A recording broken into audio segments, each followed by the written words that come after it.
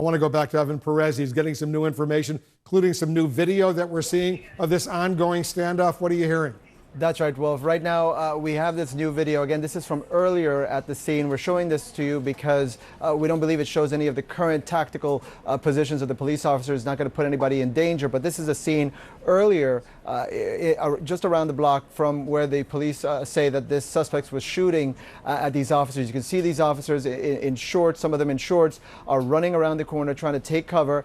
It appears that they were running from gunshots that were coming from the house that the police have now surrounded. We just a few minutes ago heard still that the gunshots were coming from this home. It appears that the police have not been able to get any closer, have not been able to get to the suspect who is still firing at them. The police tell us that 6 police officers have been shot. At this point, it appears that these are non-life-threatening injuries, but it's still very much a dangerous situation for these officers. The video, again, we show is from earlier at the scene there. We're not showing you some of the more recent video, some of the current video that we have of the scene, because we don't want to make sure, we want to make sure that no police officers' lives are in danger from showing exactly where they're positioned. This suspect is, or suspects who is inside this house is still very much armed.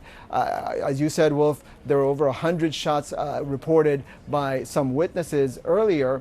And that really tells you that whoever is inside this house had an arsenal perhaps ready for just this moment. We don't know whether or not they were waiting for the police to come, or perhaps a rival drug dealer. We don't know. At this point, police tell us that this began as a call about narcotics activity. And so it appears that that's the reason why the officers who went there perhaps were not as protected as one would expect in other scenes. But it appears that that's the reason why some of these officers were injured or were shot earlier in this incident. But it's still very much an active, very dangerous situation there in this area north of Center City, Philadelphia, near Temple University Hospital. Police are still trying to figure out how to get control of this situation, Wolf. And I want to go back to Shimon, as you heard from Congresswoman Val Demings, a former police chief in Orlando, that since it's been going on for an hour, this may have been orchestrated by the shooter or shooters. Perhaps, Wolf, that is always a concern, that this was an ambush, that this person knew that the police were going to be responding, set this up, or was prepared, anticipating that the police would be coming to the home, to the house, and was prepared. And it certainly seems, based on some of this video, that a lot of officers were surprised by the number of gunshots, by the firepower coming from this house. You're seeing officers running there in shorts that are running from the scene injured. There was one officer who was holding on to his hand, running into a police car, presumably being driven to the hospital. We saw another officer in uniform as well that was shot in the arm. And you're seeing a lot of this. You're seeing a lot of video of police officers running from the scene, running away, trying to take cover. In this instance, I believe that there was an officer that was injured, and that officer ran from the scene.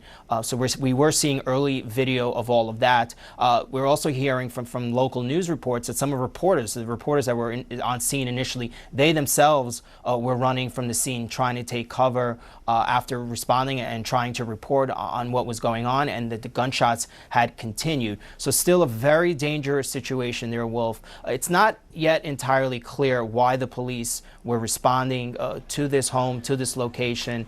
It's either that they were trying to serve a warrant, or there was a 911 call that they were responding to. But certainly a lot of extra officers were on scene within moments, and they continued to respond. Other Philadelphia police officers are being called in. They're called in the SWAT team. The ATF is there. And now the big thing, obviously, is how do the officers get inside to get to the shooter to stop him? That's the big thing now. And so you're seeing a lot of SWAT team right now. The SWAT team is gathering around the location. They're coming up with a plan. We're not seeing any of that video live right now for obvious reasons, but there is a plan. The police officers are gathered outside this location, anticipating that they're going to have to go in and take this person down. So that's the big thing that officers are concentrating on now, and obviously trying to make sure that no other officers get injured. And we're seeing a lot of officers that are not part of the SWAT team here. They've pulled back, they've pushed back where they can take cover some blocks away in some cases to make sure that they don't get injured. But for the police, they're still a very dangerous situation that is not under control, Wolf. And Evan, I just want to point out to our viewers, this is video that we got earlier and represents, we're told, no threat, ongoing threat right now. That's why we're showing it to our viewers. But you can see the drama unfolding, and so many police officers have gathered at this scene. And what we're showing our viewers is only, Evan, the tip of the iceberg. Massive police presence. I mean, one of the things that we can see, and I'm sure the suspect, if he can look out the window, he probably can see that there are officers, again, hiding behind wearing tactical gear, hiding behind ballistic shields, hiding behind SWAT vehicles, armored cars, just trying to take cover. And again, just a few minutes ago at the top of the hour, we could see from some of the video, we could see that there were shots still coming from inside that home. So this is still very much an active situation for the police. At this point, we're told that 6 police officers have been shot.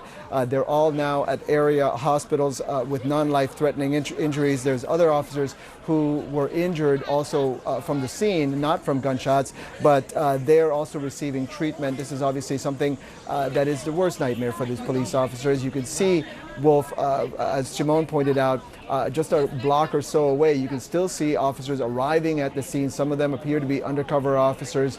They're not wearing the tactical gear. The people wearing tactical gear are much closer to the scene. They're the ones, presumably, who are going to be charged with coming up with a plan to try to take back this situation, take control of the situation, perhaps take down this suspect or suspects who is firing at the police. But at this point, again, they still don't even know whether it's one person or there are multiple persons who are responsible for this. This began, as we mentioned earlier, some kind of a narcotics call the police were responding to. It's not clear exactly what the details of that are, so it appears that that's the reason why perhaps police officers were did not respond with the full force of, say, we have a SWAT team or so on. It's very quickly, though, those other officers arrived at the scene, and that's the situation now that we have. A standoff with a very dangerous armed gunman or multiple suspects inside this house, this area just north of Center City, Philadelphia, and the police still trying to take control of a very dangerous situation. Stand by. I want to bring in